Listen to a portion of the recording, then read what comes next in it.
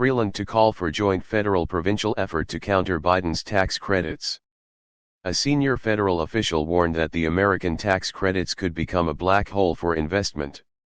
When finance ministers meet in Toronto today, they'll hear both an update on the country's economic outlook and a pitch from Deputy Prime Minister Chrystia Freeland on the need for a shared response to the competitive challenges posed by the United States. This is not a space where the federal government can act alone, a senior government official told 24newsread.blogspot.com news. There are no guarantees of success, and as a country we are going to need to up our game. The challenge comes primarily from the measures in the Biden administration's Inflation Reduction Act, which cleared the U.S. Congress last year. It includes uncapped tax credits designed to unleash investment to accelerate the transition to a cleaner economy south of the border.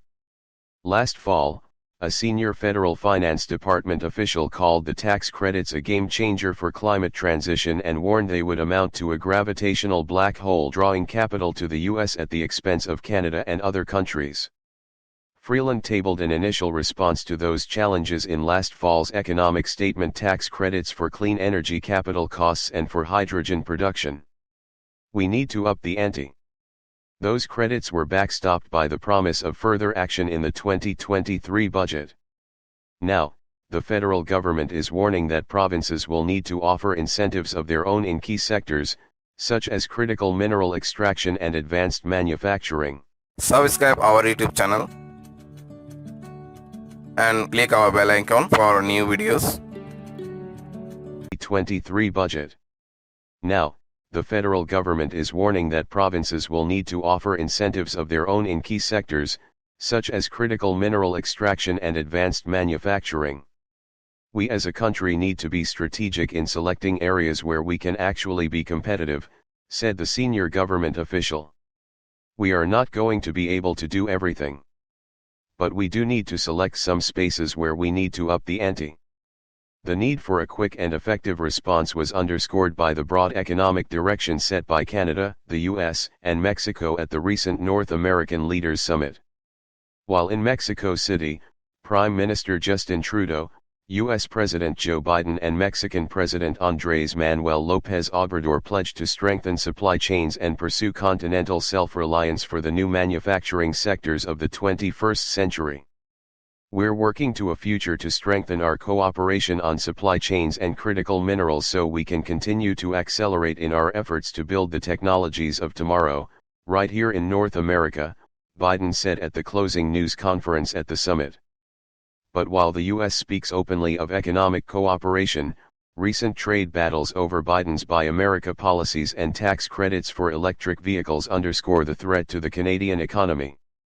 One big challenge facing Canada is the sheer scale and scope of the U.S. incentives in the Inflation Reduction Act, incentives that government sources have admitted Canada can't match.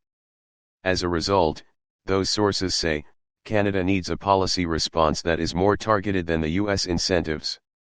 This is an important moment to discuss the economic outlook both in Canada and around the world, and to talk about how we can work together to build a 21st century Canadian economy that is good for workers and creates more good jobs and vibrant communities right across our country, Freeland's press secretary Adrian Vaffa said in a media statement. This week's meetings between Freeland and her provincial counterparts started with a working dinner on Thursday. They mark a return to in-person gatherings that were shelved during the pandemic. Today's agenda will focus largely on the economic outlook and will include a session with Bank of Canada Governor Tiff Macklem.